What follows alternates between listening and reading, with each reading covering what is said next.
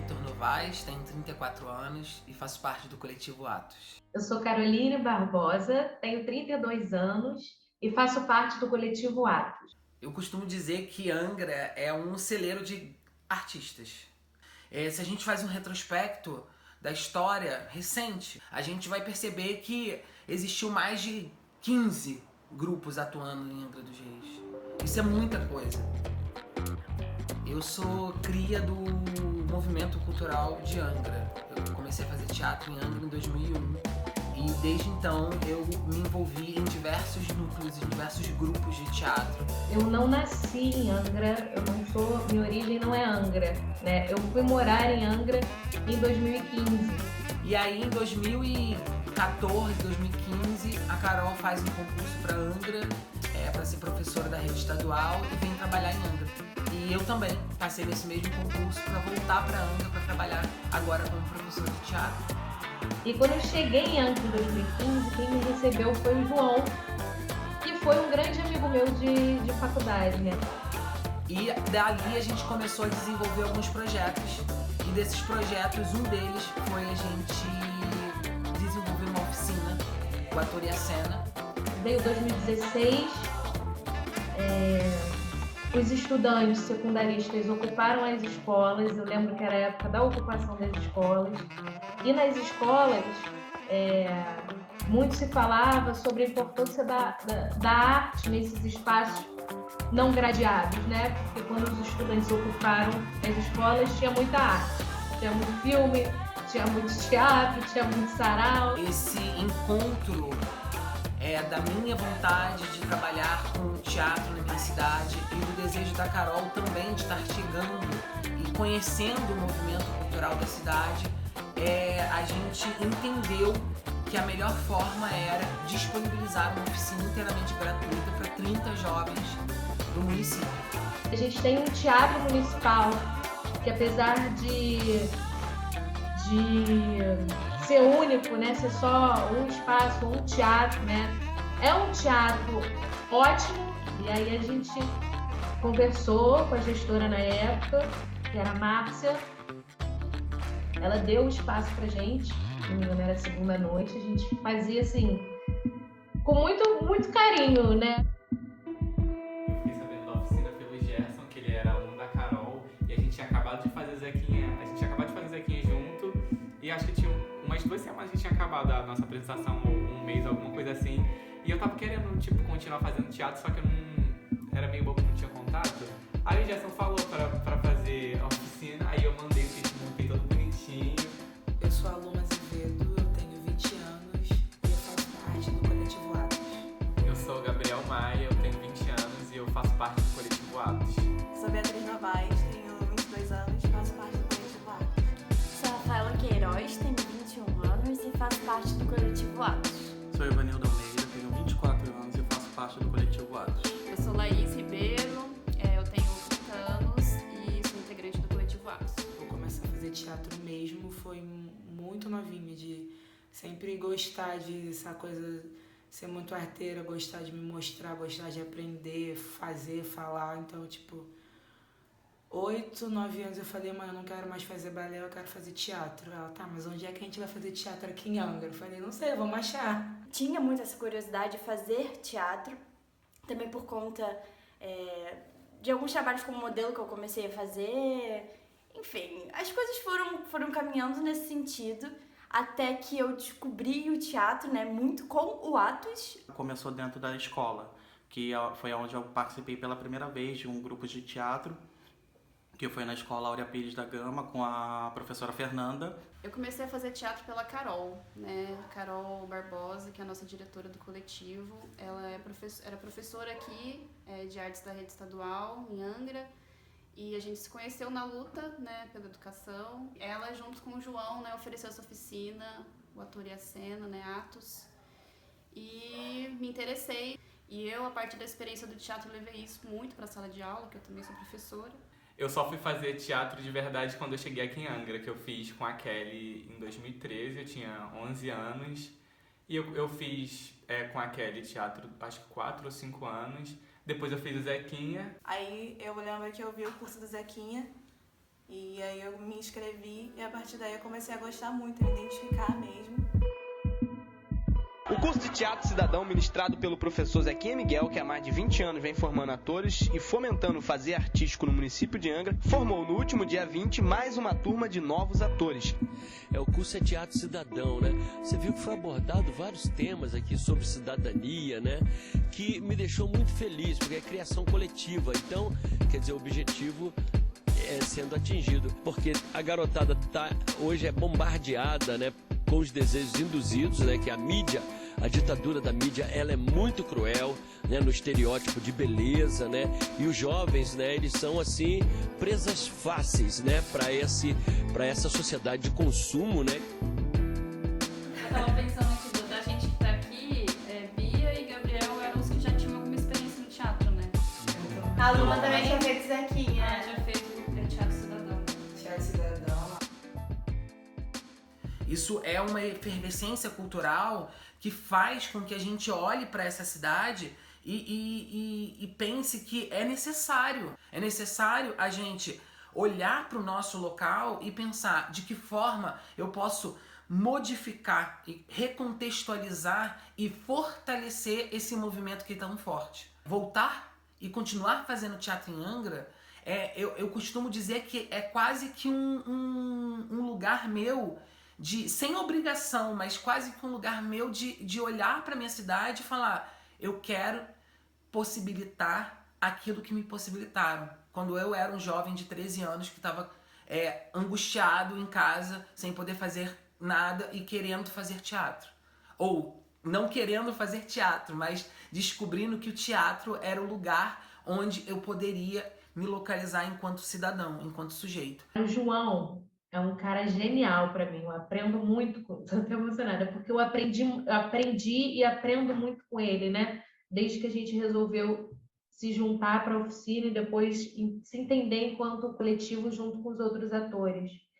Eu aprendo muito com o João e realmente a gente tem energias que são diferentes e que se integram de alguma forma. A oficina, ela tinha uma dinâmica muito interessante, porque eu e Carol, a gente se encontrava anteriormente para poder elaborar as aulas, para poder pensar e discutir. A cada encontro, a gente voltava para a mesa de trabalho e debatia sobre o que a gente queria no próximo encontro e para onde que a gente iria com essa oficina. É muito interessante olhar e tentar relembrar assim os primeiros encontros, porque era nítido que tudo que a gente trazia era muito distinto do que eles estavam acostumados. E era distinto num lugar de eles tentarem e buscarem correr atrás para poder não ser atropelado por aquilo que estava chegando. Acho que é legal destacar também que o comprometimento assim da Carol e do João de pensar os jogos, pensar as dinâmicas para trabalhar, né? Seja a voz, seja qualquer tipo de expressão, né, corporal, enfim. Eles tinham esse comprometimento forte de pensar, né, quais seriam as atividades que a gente ia desenvolver, sempre trazendo técnica, assim. E eles tinham muito essa boa percepção de entender, tipo assim, essa pessoa chegou... Eu já percebi várias vezes um dia que talvez a Laís chegava cansada, eles pegavam aquilo, bolavam uma atividade para que aquilo mudasse, pra pessoa estar ali mais entregue.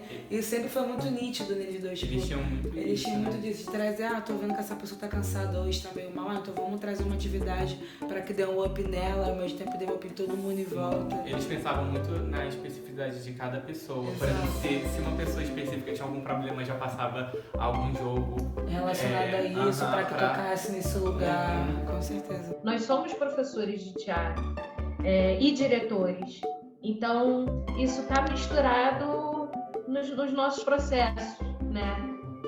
Eu acho que a educação ajuda muito a gente nisso. E o quanto foi educativo pra gente, né, o processo todo, né? E a Laís, que era do coletivo, não era professora, agora é professora.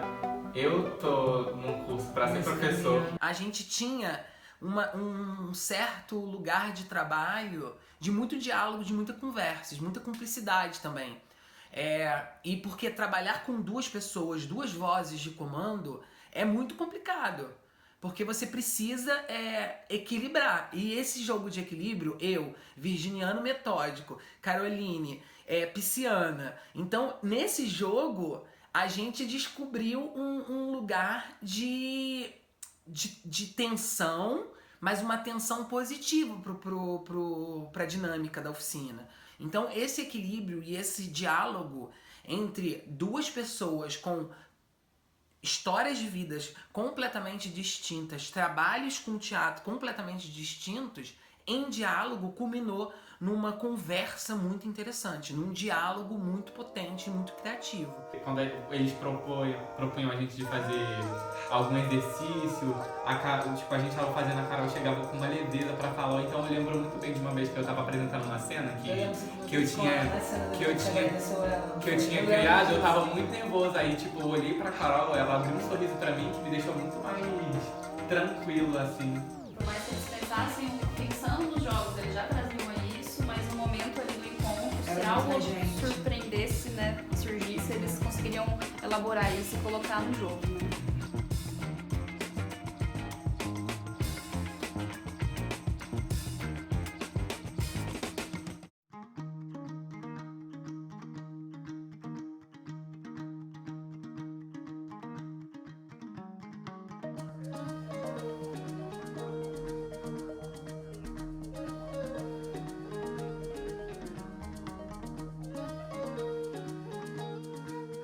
A gente veio apresentar hoje o Grito Griot, um grito de ancestralidade africana.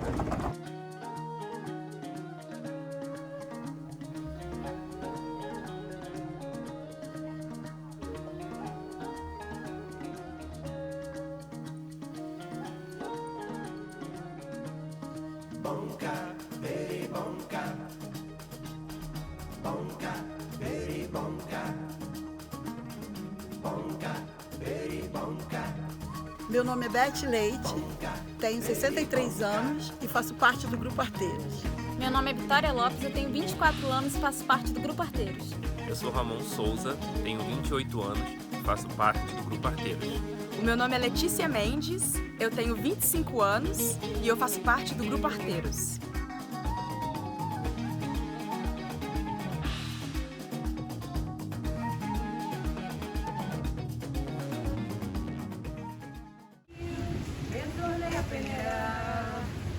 Uba sumiu, Benerê, ai, ai, ai, foi ela que me deixou.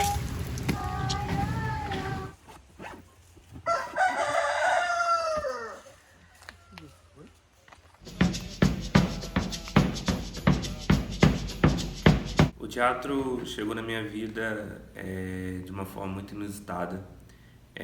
Na verdade, eu nunca tinha tido acesso a teatro, na verdade, eu não sabia o que era teatro, não fazia a mínima ideia do que se tratava isso. Tudo isso começou a partir de uma pessoa, na verdade, na época de escola, que veio do sul, né, do sul do Brasil, e chegou na escola onde eu estudava, uma escola pública daqui do município de Angra dos Reis, e a partir disso ele começou a comentar com outras pessoas da turma que eu fazia parte sobre esse universo de teatro, enfim, falava um pouco sobre essa vivência.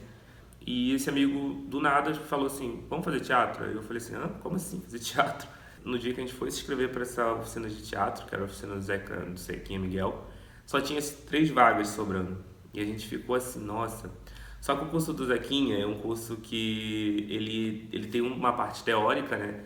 Ele tem um ciclo teórico, depois ele começa a partir para um ciclo prático, né? De jogos teatrais. E ele parecia que o Zequinha já tinha começado a oficina dele já fazia algumas semanas. Então, a partir disso, quando a gente chegou, já estava no ciclo prático. Ele já tinha passado pelo ciclo teórico. Então, no primeiro dia de oficina, quando eu pisei no teatro, quando eu pisei dentro de uma sala que foi a Casa de Cultura, que eu também não conhecia, passei a conhecer naquele dia, ele logo já me colocou no palco para atuar, falou, vamos lá, se montem em grupos, que vocês vão fazer uma cena improvisada. Aí eu falei assim, gente, o que é uma cena improvisada? Eu fiquei apavorado, assim, foi a primeira vez que eu pisei no palco, fiquei muito, muito tenso. Eu comecei a fazer teatro quando eu tinha por volta dos 13 anos, por conta de uma oficina gratuita dada pela Prefeitura de Angra dos Reis, dada pela Coordenadoria da Juventude. Eu aproveito para ressaltar a importância dessas oficinas que as prefeituras oferecem para a cidade, é uma oficina social, porque foi por meio dessa oficina que hoje eu tenho uma profissão e eu também estudo teatro. Eu já tive uma vivência de teatro na cidade e eu não tinha uma identidade como grupo. Mais ou menos assim, entre 2010 e 2011, o grupo começou a ter esse start de formação de grupo, de estar em coletivo.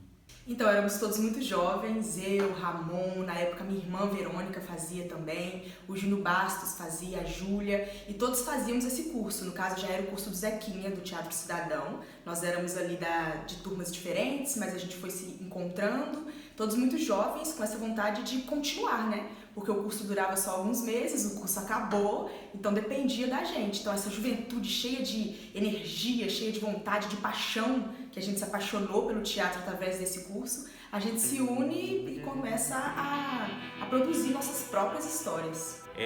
Veio um primeiro start que foi o Júnior Bastos, que era uma pessoa que já era de um ciclo de aproximação meu, assim, a gente trocava muito culturalmente, falando muito sobre muitas coisas, e ele tinha muita vontade de criar um texto dele, né, que era um texto chamado Hippie.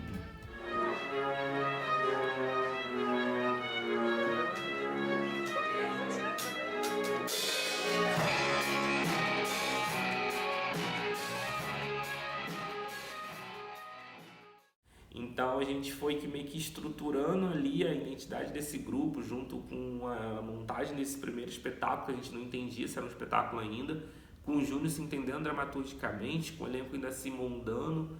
Teve também a parceria da Camila Rocha, né, que veio convite do Júnior, que fez a direção, até que a gente chega na estreia, que é um boom assim, pra gente, é uma outra realidade de teatro que a gente foi viver naquele momento. Eu venho a serviço da instituição legislativa das heranças. Então eu sou Amadeu, senhor. Muito prazer, senhor Amadeu. Hippie é um espetáculo que ele não tem vida longa, ele tem uma vida curta, foram poucas apresentações. É um processo muito conturbado, mas ao mesmo tempo foi um sucesso na cidade de Angra dos Reis. Lotavam todas as apresentações. Mas a gente nunca tinha ido para um palco e apresentado uma dramaturgia, uma peça com a enérgica que ela colocou na gente, assim, com a receptividade do público. A casa ficou lotada, o público ficou louco pelo espetáculo. As pessoas vinham me pedir ingresso. Mesmo sendo em Angra, eu sendo muito jovem, eu ficava, nossa, olha só, eu sou famosa, as pessoas me reconhecem. Ver o meu rosto num cartaz, estampado por toda a cidade. Uma experiência única, assim, para uma menina de 17 anos, foi muito marcante. Oi, senhor. Muito prazer, eu me chamo Natasha.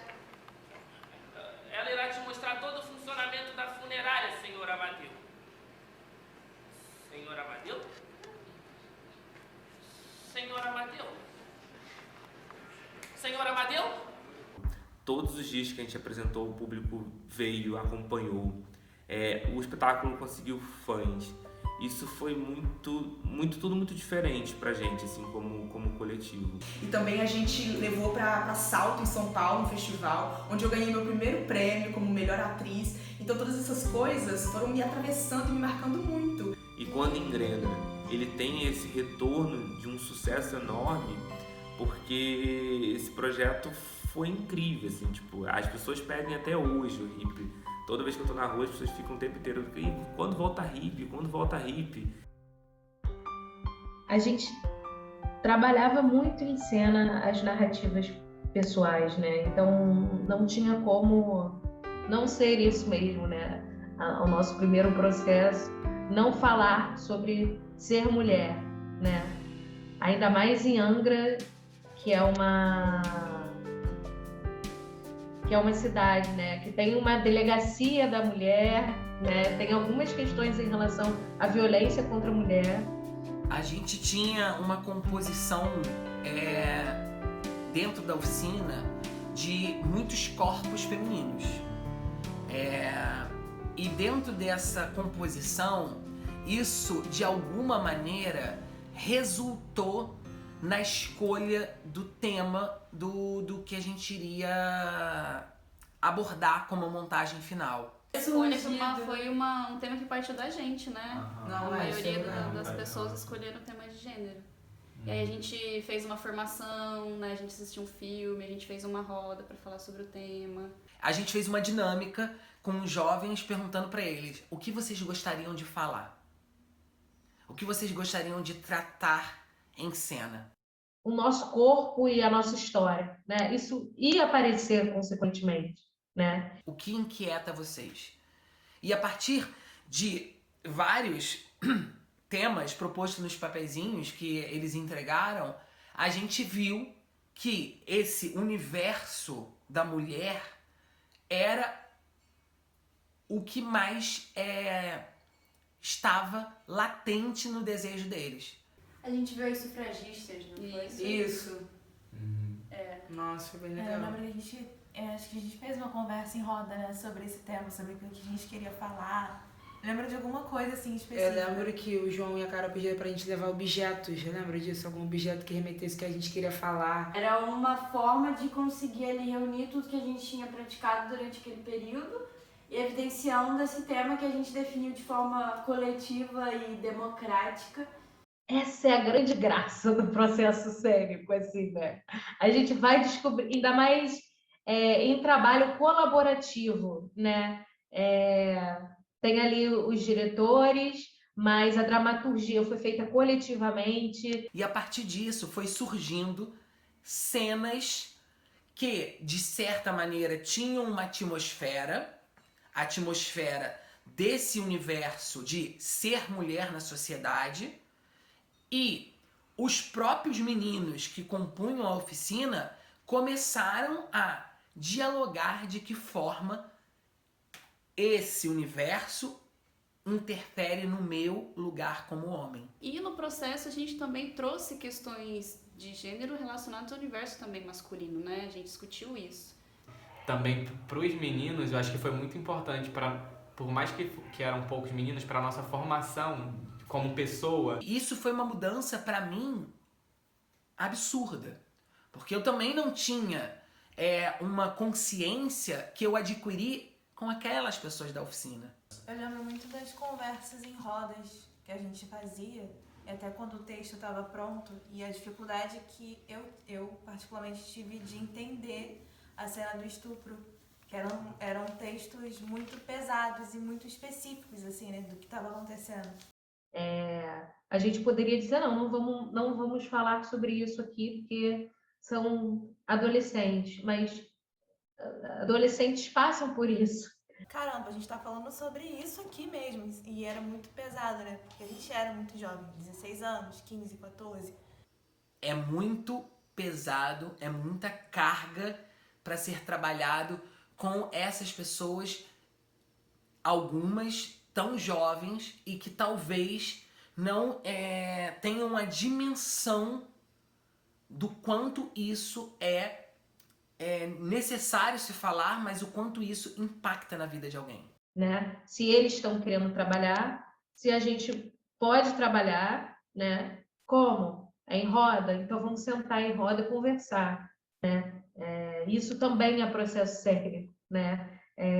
A gente joga, a gente ensaia, a gente grava texto, a gente senta e conversa e vê onde essa conversa vai chegar. A chegada desses temas, eles foram sendo colocados sempre de uma maneira muito franca com eles. Não havia um lugar de tipo assim, eu vou esconder isso. Não.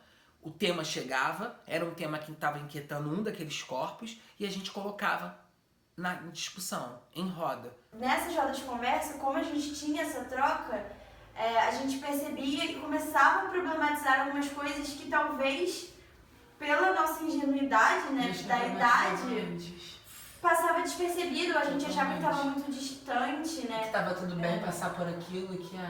Porque depois dessa conversa a gente pode chegar à conclusão, não. Então é melhor, vamos deixar esse texto para lá e vamos para outro. Ou não, ou agora que foi entendido, vamos botar no corpo e vamos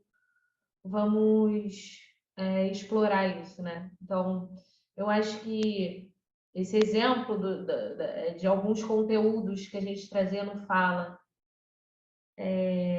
desde o início, serem mais densos, ele diz muito sobre o nosso processo, né? De escuta, de cuidado, de responsabilidade com o outro e com quem vai assistir também, né? O mais importante de tudo é o processo, né? Não as apresentações em si, né? O quanto a gente se envolve, o quanto a gente se doa, o quanto a gente se conhece, o quanto a gente se emociona, né? O quanto a gente se ajuda, o quanto a gente aprende.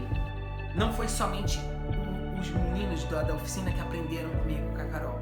Nós aprendemos muito com eles. Estreia, eu tive piriri. Não, mas é sério, eu tive piriri. Tava muito nervoso também. Era muita gente no palco. 14? Mais? Só que tem 15 mãos. Verdade.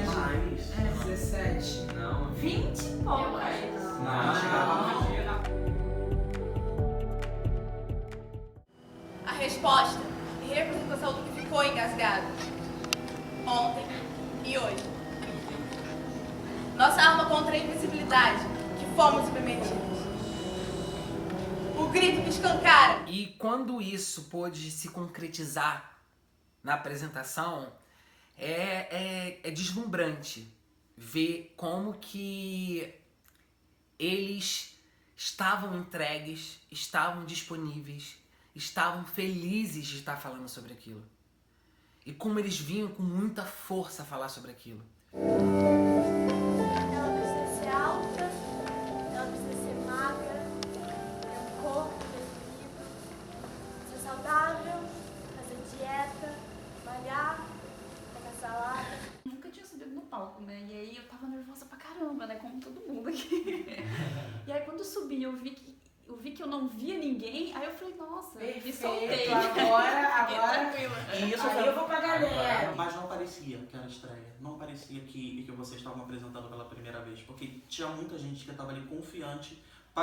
Querendo ou não, é o que o João Pérez fala. Antes da gente entrar em cena. Esquece tudo que está passando lá fora.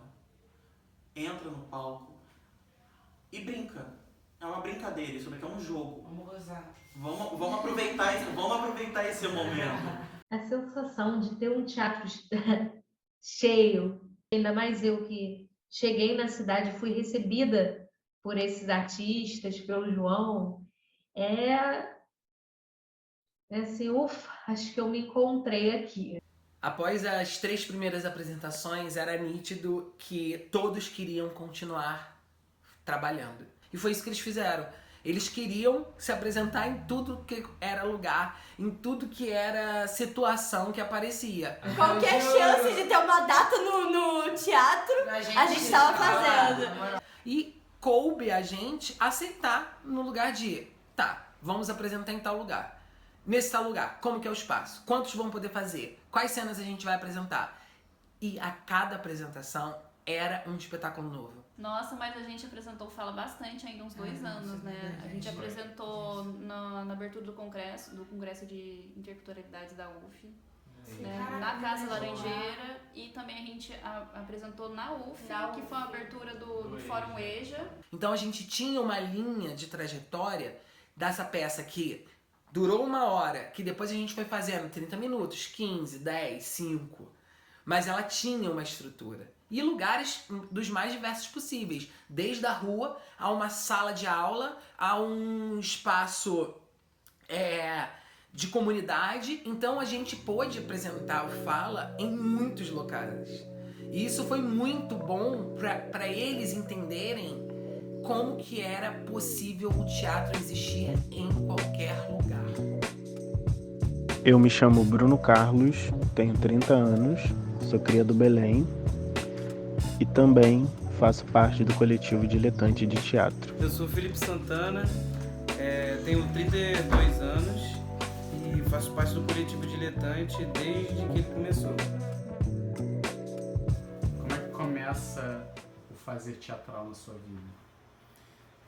Então, na verdade, desde de criança eu já fazia teatro nas festas, nos encontros de Páscoa que a minha família fazia. Aí com 14 anos de idade eu conheci o Zequinha dando aula para mim no CIEP de Educação Artística, no CIEP daqui do Belém. E depois disso eu comecei a ir pro centro, ir andando às vezes quando tinha passagem, fiquei por lá e comecei a fazer teatro com o Zequinha. Curso de Teatro Cidadão, meus pais não aprovavam muito, aí eu saí de casa com 16, parei de ir para casa, fiquei morando na praça, um bom tempo morando na praça para poder fazer o que eu queria, que era o teatro, fazia o curso de Teatro Cidadão, fazia oficina. Eu já queria juntar uma galera e experimentar coisas, né? E aí, a Márcia Brasil era a diretora do teatro na época, e ela tinha uma peça de formatura de oficina de verão, era mais ou menos isso, né? E aí ela precisou de ajuda um dia e fui conhecendo a galera, começamos a conversar, e foi uma troca legal. E eles precisavam, na verdade, de alguém que fizesse o som, mas na continuidade disso, eu vi que, de forma muito intuitiva, e que naquela época eu também não entendia, havia uma proposta de direção ali, que era o que eu já estava fazendo. Rolou a peça, foi muito legal, eles gostaram muito, se identificaram muito comigo. E aí reuni a galera e falei, olha, eu vou fazer o seguinte, vai rolar uma seleção depois com pessoas que eu consigo dialogar, porque eu não tenho experiência de teatro, não sou ator, não sou diretor, mas eu quero experimentar coisas. Então eu vou fazer uma seleção de pessoas que eu consiga ter alguma troca. Uma das atrizes é a mãe da minha filha, e ela estava decorando um texto e pedindo ajuda para poder decorar esse texto. E eu fui ajudar ela. Quando chegou lá no teatro, eu falei, vou lá que a audição já deve ter acabado. Cheguei lá, nem tinha começado ainda. E aí eu entrei de penetra com um rapaz que fazia parte do antigo elenco. E eu falei, cheguei, o rapaz falou, pô, eu não tenho texto, a pessoa que ia fazer comigo não veio. Então eu tô ferrado no meu texto. Eu falei, cara, eu tenho um texto facinho aqui. A gente podia fingir que é irmão e fazer esse texto aqui assim, assim, assim. Aí ele, pô, texto facinho, vamos fazer. E aí a gente acabou entrando, eu entrei, o Bruno nem sabia que eu ia entrar, ele estava sentado na frente, na sala de vídeo do teatro, e tava com um coquezinho em cima da cabeça, assim. E aí depois eu fiz essa seleção. E aí dessa seleção eu chamei uma galera independente, né? O Felipe foi uma pessoa que apareceu sem estar nessa oficina, mas que era isso, eram pessoas disponíveis para experimentar coisas e que eu também não estava criando nenhum tipo de expectativa. E aí a gente partiu, o que a gente fez depois foi entrar numa sala e partir desse texto que a Márcia trabalhava, que se chama O Que Se Leva da Vida, A Vida Que Se Leva. E a partir das cenas que ela trabalhava ali, a gente começou a olhar para elas e ver se a gente queria trabalhar ou criar coisas nossas. E foi o que aconteceu. A gente começou a criar coisas muito autorais, partindo de provocações minhas, e que depois que eu entendi que aquilo era uma direção, que eu tava fazendo realmente era uma direção, e que para mim foi difícil assinar e botar meu nome, direção Bruno Carlos. Estamos ali e eu assumindo uma direção, coisas que eu nunca tinha feito, mas que eu acho que o mais interessante de todo esse movimento, que foi essa peça em 2016, que ela surgiu em 2016, é sobre se colocar em risco, a possibilidade de se colocar em risco, que ali eu aprendi muitas coisas e também não aprendi, que estou aprendendo, estou experimentando ainda, mas que aquele momento foi um momento de romper com coisas que eu achava que não eram possíveis, ou de até acreditar mais em mim, e o próprio elenco acreditar mais no trabalho deles, fazendo coisas que eles mesmos acreditavam que não era possível, mas que era só se reunir, conversar, estudar, trocar uma ideia.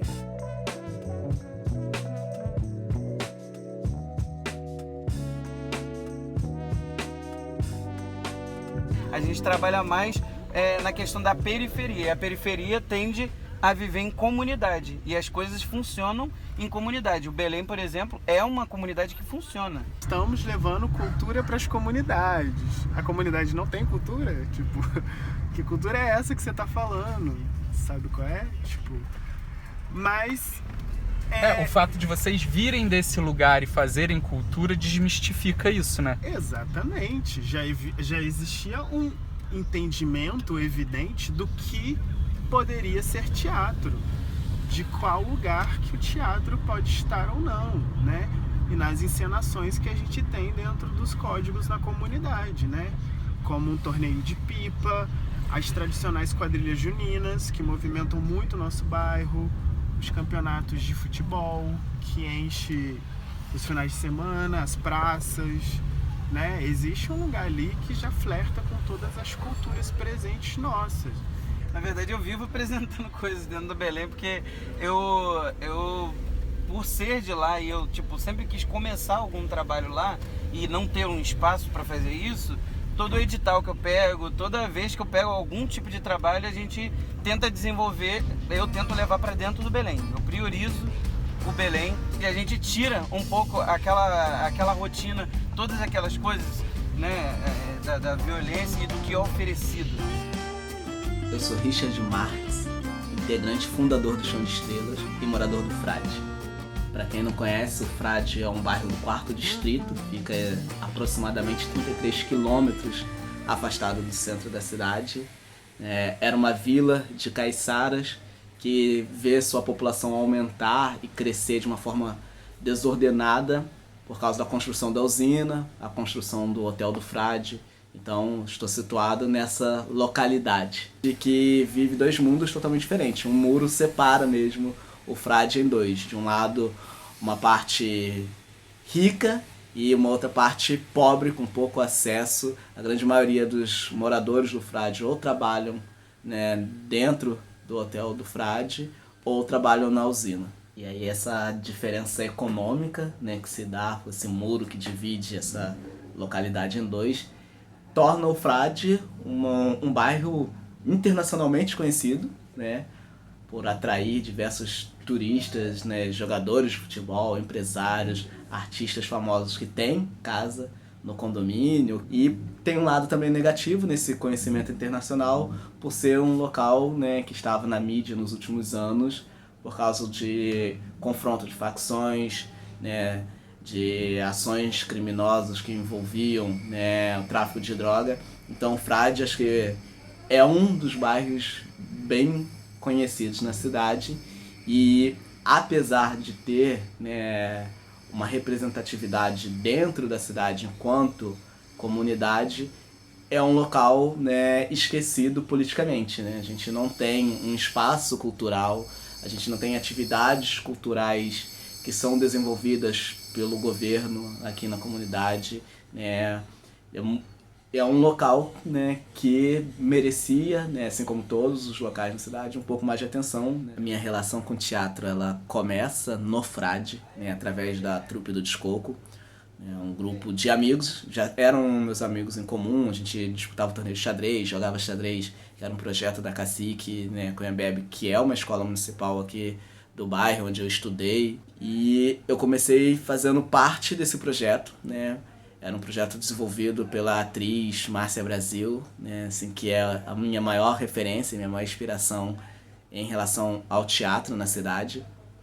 E eu comecei fazendo parte, primeiro como integrante do grupo, depois eu fui assumindo espaços para dar oficina, depois coordenando o projeto de oficinas do grupo, até que o grupo ele termina, né, ele acaba se desfazendo no final de 2014, né? E aí, a partir disso, eu resolvo continuar, né, assumindo a frente desse projeto de teatro no Frade. E em 2015 nasce o Chão de Estrelas, com ex-integrantes das oficinas que eram oferecidos pela Trupe do Descoco. E nasce justamente num período que o bairro estava bem conturbado, né? Um período que o aumento, né, da criminalidade estava grande, a relação de confronto entre facções estava aumentando, e até que em 2016, né, a gente é tomado, né, por confrontos quase que diários de 2016 até 2018. O bairro passa assim, por uma questão política e muito tensa, porque não tinha de fato nenhuma ação do governo, né, que tentasse amenizar, diminuir, né, esses confrontos, e até chegar à necessidade mesmo de uma intervenção de um Estado maior, né? A gente recebeu período que recebeu o Exército aqui, o BOP, e meu envolvimento com o teatro ele vai muito mais para uma questão social mesmo, mais uma questão de fomento. E o meu papel talvez seja esse, assim, de possibilitar, né, para outros indivíduos, para outros sujeitos, né, o que me foi possibilitado em 2009 com as oficinas da Trupe do Descoco, né? Então a gente montou, né, o Chão de Estrela montou núcleo de oficina, todos os nossos projetos eles têm como ponto de partida apresentar no Frade primeiro, antes de apresentar num outro local, e apresentar em locais que sejam afastados do centro urbano. Partindo dessa ideia, a gente também sabe que outras comunidades não têm acesso. Então a gente sempre procura apresentar primeiro no Frade, depois partir para comunidades mais afastadas e depois sim apresentar, né, levar os nossos espetáculos, nossos projetos para o centro da cidade, né? A gente tenta meio que inverter um pouco essa lógica de do centro se espalhar, né, para as demais comunidades. A gente faz das comunidades para o centro. Meu nome é Fernanda Camargo, eu sou jornalista e produtora cultural. E uma entusiasta, colaboradora dos Arteiros, né? Eu conheci o grupo em 2015, eles ainda estavam na primeira formação, era um elenco completamente diferente do que é hoje, e foi um encontro muito rico. Quando eu vi essa turma ensaiando a Cabaça da Existência, na verdade ainda era uma intenção do que seria o resultado final do espetáculo, eu falei, caramba, essa história precisa ser contada para muita gente. E ela precisa ser bem contada para ser contada várias vezes. A Cabaça da Existência é um espetáculo que fala sobre a origem do mundo, na visão do povo Nagô e do povo Yorubá.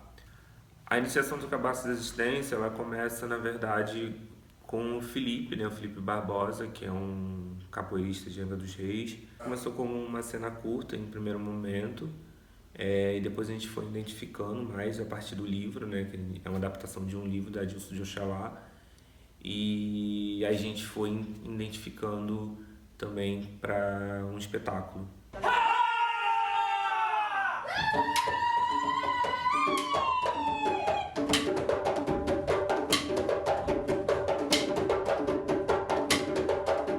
Dentro desse ciclo a gente teve o convite para o Uruguai, que a gente ficou muito contente, né, com essa possibilidade de estar apresentando fora do Brasil. Foi tão emocionante botar essa turma no avião e ver eles chegando, né, atravessando uma fronteira, e logo para o Uruguai, que é um país que eu amo. Arteiros no Uruguai! Arteiros no Uruguai! Arteiros no Uruguai! Hoy estamos fascinados, ha sido una obra preciosa, estos jóvenes danzan precioso, tienen unas voces maravillosas, nos fascinó la obra. Somos uruguayos, los queremos tener acá de nuevo, así que sigan adelante y los felicitamos a todos. A gente, quando faz teatro, a gente faz pra gente, muita coisa pra gente, né? Porque a gente também quer contar a nossa história, quer contar um pouco do que nos atravessa, do que nos incomoda, do que nos agrada. E a gente quer que isso, de certa forma, toque no outro também. Eu acho que começa por aí. E aí, de alguma forma, de todas as formas, eu acho que de alguma não, de todas as formas, essa circulação da minha raiz é negra foi um processo de afirmação para muita gente, né? Eu já me identificava há muitos anos como uma mulher negra, de pele clara, sabia do meu papel nesse processo. Já tinha sido atravessadas por várias questões raciais a vida inteira, mas por ser uma pessoa de pele clara, eu não me identificava como negra.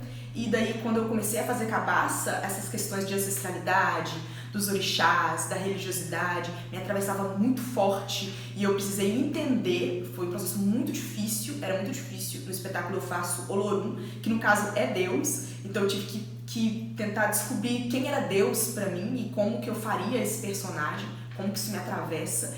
E não só estar fazendo o espetáculo, como também se engajar na luta. Não tem como fazer Cabaça sem falar de luta. Para mim, o teatro é uma arte revolucionária, né? Primeiro, justamente por ela mexer em quem a gente é internamente, fazer a gente pensar sobre a gente, fazer a gente sentir o nosso corpo, perceber quem a gente é e afirmar quem a gente é no mundo. E o mundo, muitas vezes, impede que a gente pense sobre quem nós somos. Então, para começar, o teatro é um marketing revolucionário porque ele faz a gente olhar para a gente e ver quem a gente é. Vamos voltar para a sala de ensaio, vamos voltar para a sala de experimentação e descobrir outras possibilidades, outros diálogos, outros modos de se fazer. Então a gente começou uma nova investigação trabalhando com cenas das mais variadas e mais distintas possíveis. E aquele grupo que era a Oficina Atos, o Ator e a Cena, virou agora Coletivo Atos. E esse coletivo começou um processo de investigação em torno de contos, fábulas e outras narrativas. Até que chegamos no conto do Caio Fernando Abreu, que resultou no espetáculo Caio Antes de Partir. O João aí colocou a gente num processo de escrita, de fato. Ele Não, falava de criação, que que a gente, o Caio, a gente absolutamente criou ele inteiro. Todos os textos, alguns do Caio Fernando adaptados pra gente, né? Mas a maioria dos textos foi a gente que escreveu, então. Teve muito amadurecimento, né? Eles amadureceram, trouxeram os textos que eles trabalharam, falaram muito sobre eles de uma forma muito poética. E essa poesia que o Caio Fernando Abreu traz nas palavras tem ligação com o processo deles enquanto pessoas entrando na vida adulta, né? Porque, querendo ou não, foi onde bateu a realidade de que estava todo mundo crescendo. Não era mais aqueles adolescentes do início do coletivo. As pessoas começaram a faculdade. Começaram com faculdade, o pessoal foi trabalhar, o primeiro emprego.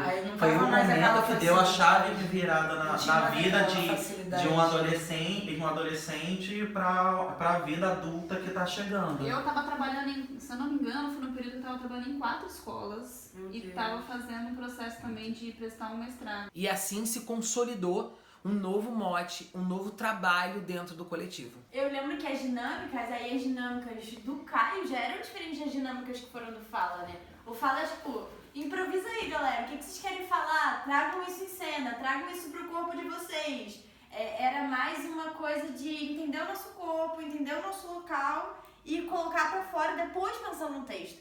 O Caio, até acho que também por ele ser mais introspectivo, ele partiu primeiro das palavras, como a gente sempre fala, é muito mais verborrágico. E aí a gente entendendo o que a gente queria falar e colocando isso em palavras, em frases, em cartas principalmente, né? Porque eu lembro que muitas dinâmicas eram de carta, é que depois a gente foi entendendo o corpo.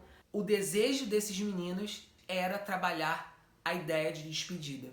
E falar sobre despedida dentro de um contexto onde a gente sabia que havia acontecido paradas e onde essas paradas pessoas desceram e se despediram do coletivo que agora seguia como grupo, também foi uma chama de diálogo pra gente. Muitas pessoas foram saindo, muitas pessoas começaram a ter outras demandas. Nossa, a gente teve que trazer muito dos nossos sentimentos, assim, se mostrar frágil, você falando sobre aquela última cena do varal. Todo mundo, sabe? Porque eu lembro de alguns ensaios que a gente colocava muito o que a gente estava sentindo ali no papel. Do Caio, pra desenvolver alguma cena ou alguma fala ali. E os jogos que a gente fazia também. Eu lembro muito da gente cantar. Eu lembro do jogo que o João levou pra gente, que era um jogo de sentimentos. A gente passava por cada sentimento. As raias. Pra poder chegar... Rasa box. Rasa box. O fala vinha de um processo corpo pra fala, pra voz, e agora a gente tinha o processo inverso. Era da palavra, da necessidade de comunicar e se comunicar muito bem, porque a ideia era, eu tenho pouco tempo para poder me falar com você e me despedir de você.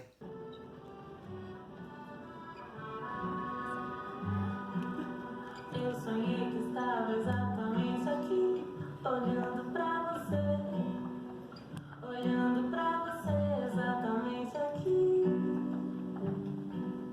Você não sabe, mas eu tava exatamente aqui, olhando pra você, olhando pra você. Até era atriz, fazia parte do grupo Arteiros, uma das fundadoras, eu era atriz. A gente acaba assumindo várias funções, como também de produção, mas eu nunca havia escrito para teatro. Eu escrevia músicas, eu escrevia poemas, isso desde criança. A escrita é algo que me atravessa desde que eu era uma criança bem pequena. Mas para teatro eu nunca havia escrito e eu sentia essa vontade. Eu sentia também uma necessidade muito grande de falar sobre as temáticas que aparecem em Borra, que é a temática da depressão, a temática da ansiedade, a temática das questões emocionais e psicológicas. Eu sentia muita necessidade de falar sobre isso. Eu era muito jovem na época, eu acredito que eu tinha 18 anos, então era algo que me atravessava e atravessava as pessoas ao meu redor. Toda aquela juventude, às vezes passando por problemas psicológicos, então aquilo sempre me atravessava e eu queria abrir diálogo sobre aquilo, eu precisava dialogar sobre aquilo. Anos que eu não recebo uma carta. Nem meus netos trouxeram para eu conhecer. Passa Natal, Ano Novo, meu aniversário e eu continuo aqui, vendo a vida passar. Feia, velha. O projeto foi nos colocando em funções que a gente não se assumia antigamente diretamente, mas que a gente precisava assumir nesse momento. O Borra de Café, ele coloca o grupo para pesquisar muito, para estudar muito. A Cabaça botou a gente muito para estudar também. Mas o Borra de Café começa a fazer transversalidade com pautas que a gente ainda não tinha tanto contato, né?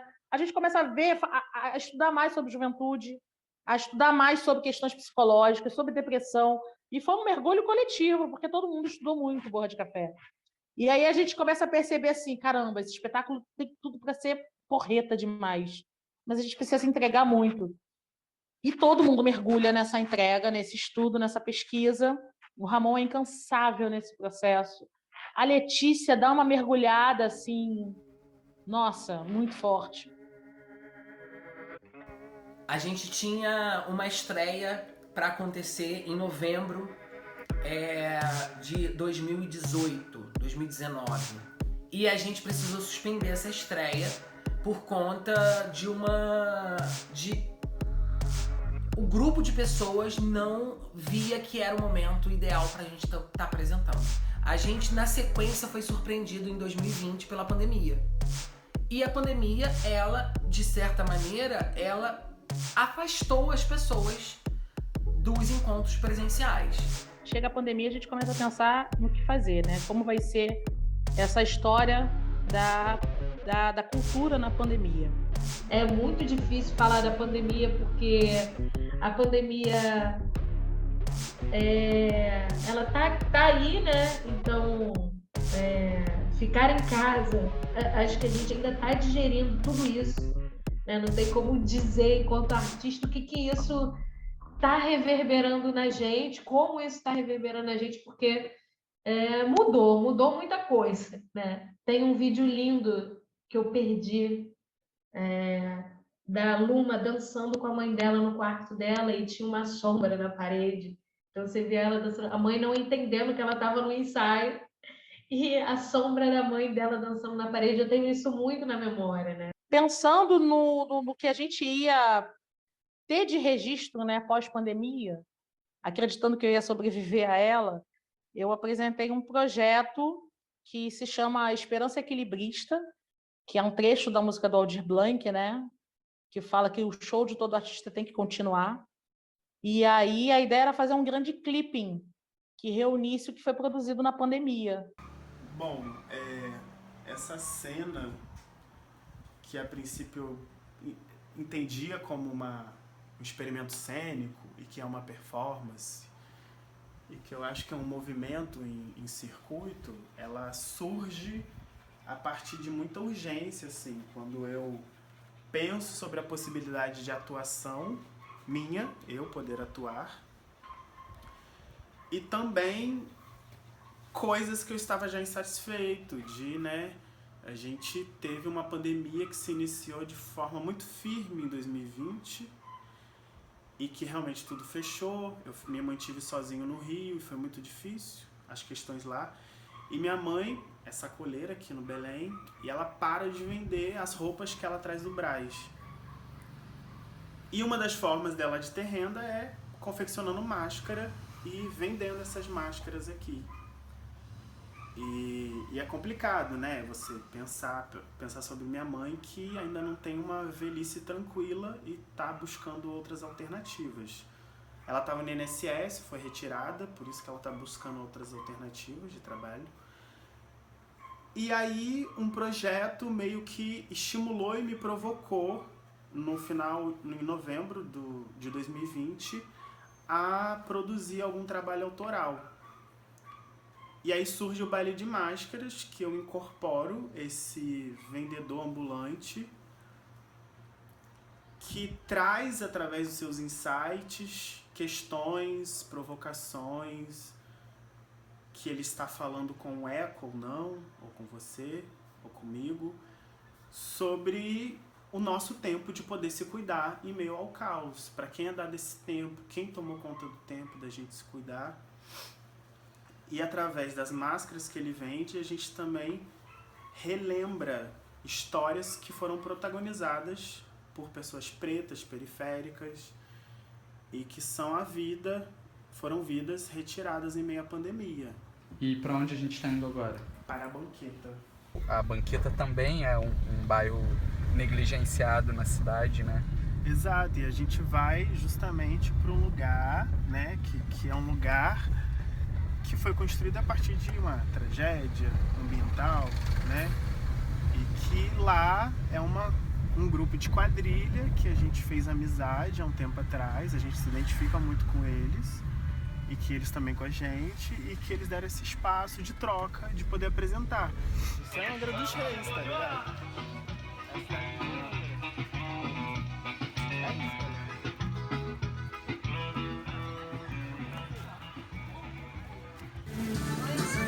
Mais um dia pra amanhã, não parou, tô aqui.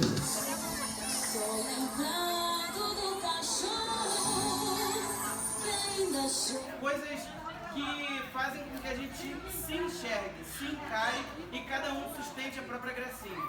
Vocês lembram disso? O apoio de todo mundo sentar e continuar cerveja para assistir o ensaio, a gente já está quebrando o silêncio, rompendo um monte de coisa e vai fazer uma cena. Ele vai apresentar uma cena chamada Baile de Máscara, que é uma proposta, uma performance que a gente passou num edital. Inclusive, depois, como eu disse antes, a gente vai conversar e pegar diálogo de vocês um pouquinho, vocês falar, relatar, dizer coisas referente ao que vocês vão assistir.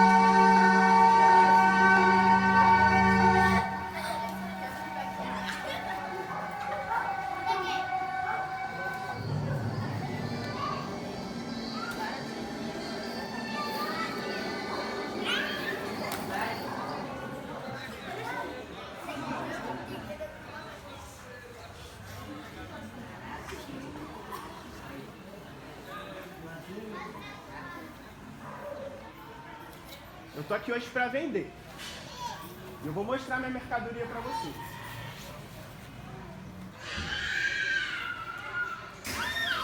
Essa daqui é vermelha, um material bem apresentado. Alguns lidam com ela como se ela fosse descartável. Miguel Otávio de Santana. Miguel tinha 5 anos, filho da dona Mirtes.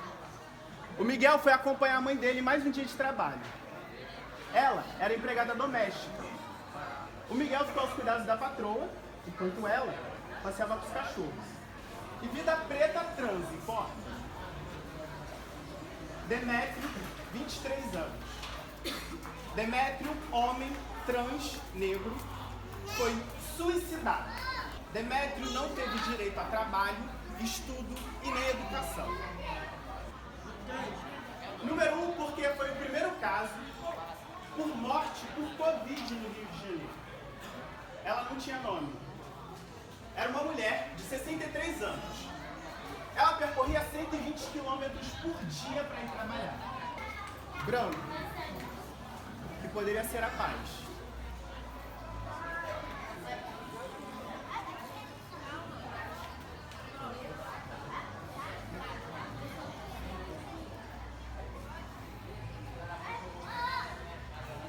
João Pedro, São Gonçalo.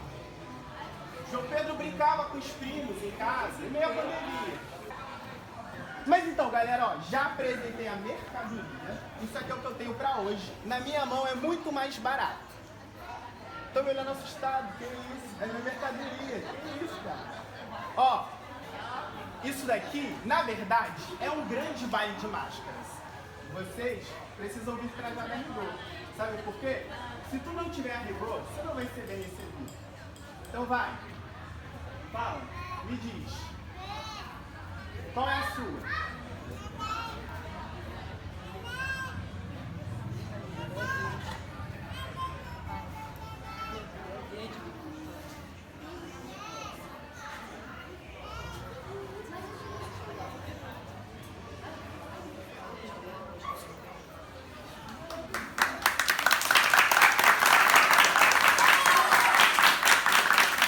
Eu sou cria do Belém, moro no Rio atualmente.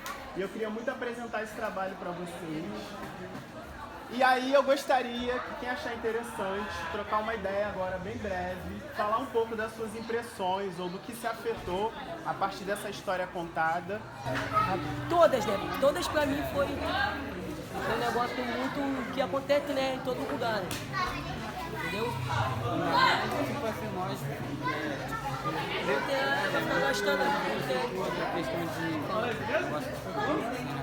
importante também você ter falado sobre as pessoas trans, ainda mais as pessoas negras também. Eu gosto muito de teatro, então vocês trazendo aqui, eu não preciso ir lá no teatro, né? Porque, tipo, às vezes são peças que eles marcam pro dia, né? E, tipo, às vezes eu não consigo ir, então vocês trazendo, eu vendo aqui, eu fico muito feliz. Porque, gente, é importante o que vocês estão trazendo aqui.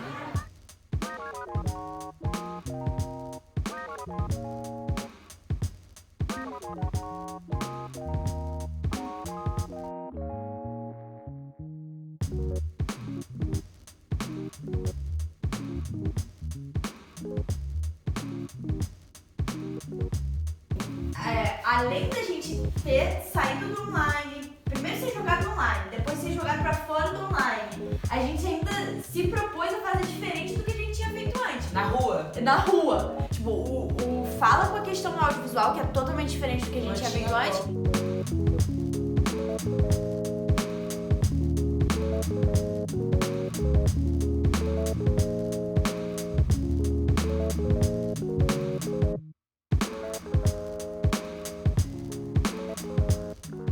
E o Caio na rua.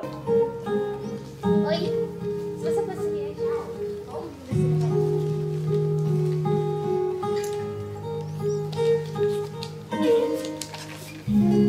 Se você pudesse dizer alguma coisa pra alguém que você não disse quando você se despediu, o que você diria? Qual música você pensa quando tá se despedindo de alguém?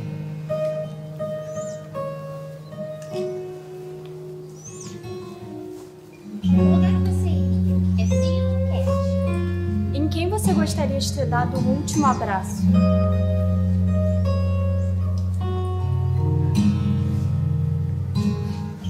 Qual cheiro tem uma despedida pra você? Se você fosse embora hoje, de quem que você sentiria mais falta? A gente entende que a distância causa sofrimento, mas ela potencializou também um lugar de agora estamos podendo nos pagar para fazer teatro. Para mim foi um alívio estar com eles, pensando teatro mesmo de casa. Então a gente ressignificou todo o jogo dramatúrgico do Caio para colocar ele em diálogo com a rua, trazendo jogos que pegassem as pessoas que estavam ali para o trabalho com os corpos daqueles atores, ali no espaço público. E o Fala, a gente pôde ressignificar ele para um ambiente virtual. Então a gente fez muita experimentação durante a pandemia, que resultou em exercícios, resultou em demonstração de cenas, experimentando a tecnologia e a virtualidade, e que essa virtualidade, essa tecnologia, quando a gente reestreia o espetáculo, ela está totalmente presente nesse novo espetáculo, mais um espetáculo performático audiovisual.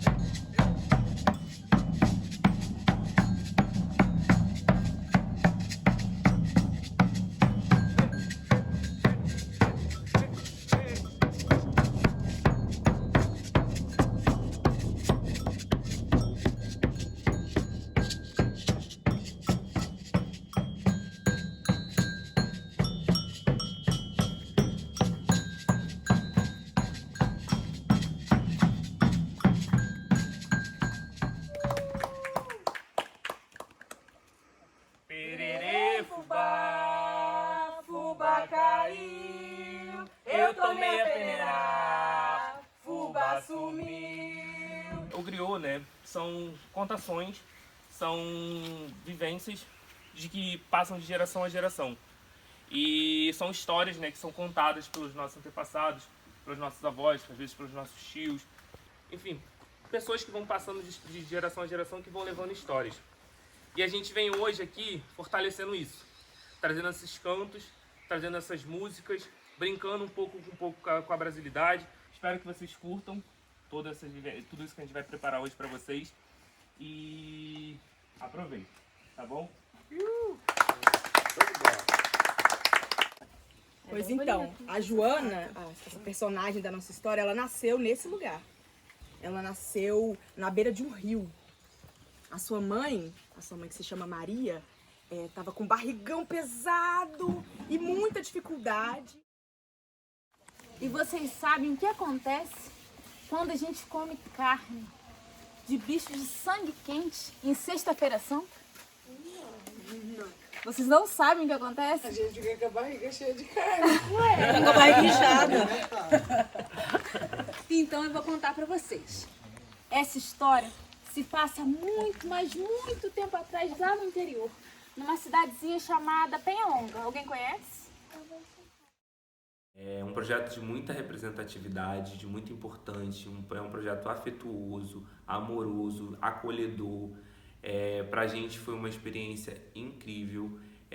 Tá no espaço do Jamaica, Casa do Mato, um espaço de aquilombamento e resistência, foi de muita importância, porque é um espaço que a gente já tem uma troca já de outras vivências, e tá ali, junto da natureza, junto dos animais ali, junto das galinhas que passam ali ao nosso entorno também, da população que senta ali junto da gente, que sempre senta em roda. A gente ia sentir a atmosfera do lugar, a gente ia sentir a ancestralidade que já está em volta dali, a gente ia sentir a força da natureza que está às nossas voltas. É um espaço de muita acessibilidade para todos, mas é um espaço que ele tem muita história para ser contada. A minha trajetória com o teatro, a minha relação com o teatro é desde a infância. Sempre quis ser atriz, sempre tive essa intenção de ser atriz. Participava de pecinhas na escola, e quando eu fiquei adolescente, eu já comecei a fazer curso mesmo. Aí depois casei e parei, né? Mas ter aquela vida, aquela rotina, trabalho, não sei o quê, parei. E quando eu voltei com gás total. Já estava madura, já com 42 anos, e estou aqui até hoje. Estou com 63 e não largo mais. Hoje eu fiz uma oficina, ministrei uma oficina, eu junto com o Ramon.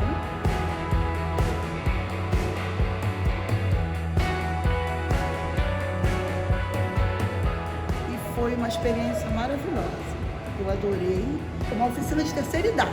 Por eu ser uma senhora de terceira idade, eu me senti em casa.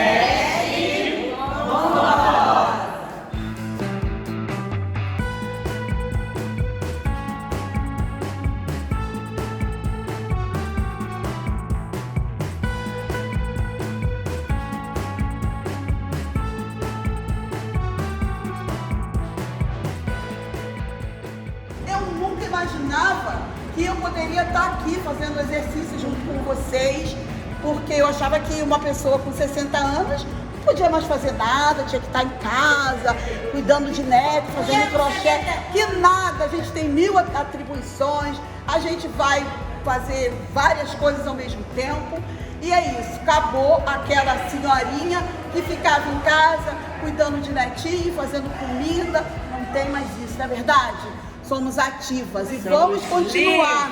E vamos continuar assim, tá bom? É isso aí que eu tenho para dizer para vocês. Amém. Obrigada.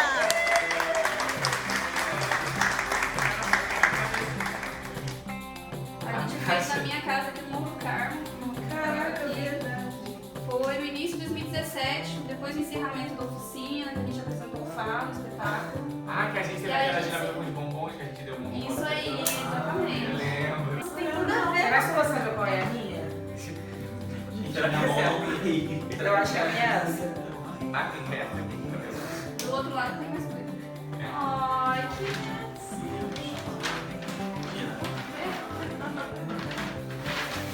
Confiança, maturidade, responsabilidade, olhar mais, medo de se arriscar. Gente, eu não lembro o que eu escrevi, cara. Falta. Ah, eu acho que desse lado é o que a gente queria deixar pra trás. Tá escrito aqui. Falta Confiança, de. queria deixar pra trás. Ah, não, tá escrito aqui. Falta de maturidade É e isso daqui, mentalidade. É, talvez essas fossem coisas que a gente ainda precisava desenvolver. Desempenho. se concentrar. Entender o texto. Decorar o texto. Isso aqui foi eu escrever a minha letra. Entender o texto. Muitas vezes apenas falamos o texto, precisamos saber o que estamos falando. Paciência. Paciência. Será que foi ficar atento? Eu costumo dizer que o teatro é o que me permite sonhar de olhos abertos. Com o teatro eu consigo me reentender e me colocar no meu lugar de pertencimento dentro desse mundo louco. Eu consigo me ver sendo uma ferramenta em prol de uma mudança. Com certeza, com os depoimentos já passados aqui no filme, a gente consegue identificar uma figura central, né, e comum a todos. José Miguel Filho, nosso Zequinha Miguel, nosso querido e amado Zequinha Miguel. Quanto contribuiu para a história dessa cidade, o desenvolvimento econômico dessa cidade, porque a gente não pode falar de cultura sem falar de desenvolvimento, sem falar de turismo, sem falar de educação, sem falar de juventude, sem falar de vida. Cultura é direito, né? E o Zequinha foi e é uma das pessoas que mais asseguram e lutam pela cultura como uma garantia de direito, né? Direito da população, direito esse previsto em Constituição, embora as pessoas não lembrem ou não queiram lembrar. E o Zequinha que inaugura essas bandeiras todas, né, gente? Se a gente hoje está carregando qualquer estandarte, é porque lá atrás teve Revolucena abrindo essa porteira para a gente desfilar de uma forma muito linda, nos anos 70. E olha que loucura, né? A gente atravessa tanto tempo, e aí já se passaram quase 50 anos dessa história, e a gente está de novo fazendo isso com os grupos coletivos da cidade, né? A gente é movido por ideias, né? Então, vamos, bora. O outro fala, vamos, bora, e aí vamos fazendo. Então, é bonito ver. É bonito ver todo mundo se organizando para estar nesse lugar, para compartilhar suas memórias, suas experiências que são tão preciosas. Eu acho que isso diz sobre experiências coletivas, né? Que aí elas vão gerando outras experiências coletivas e aí de pouquinho em pouquinho, quem sabe, o mundo não vai melhorando um pouco mais.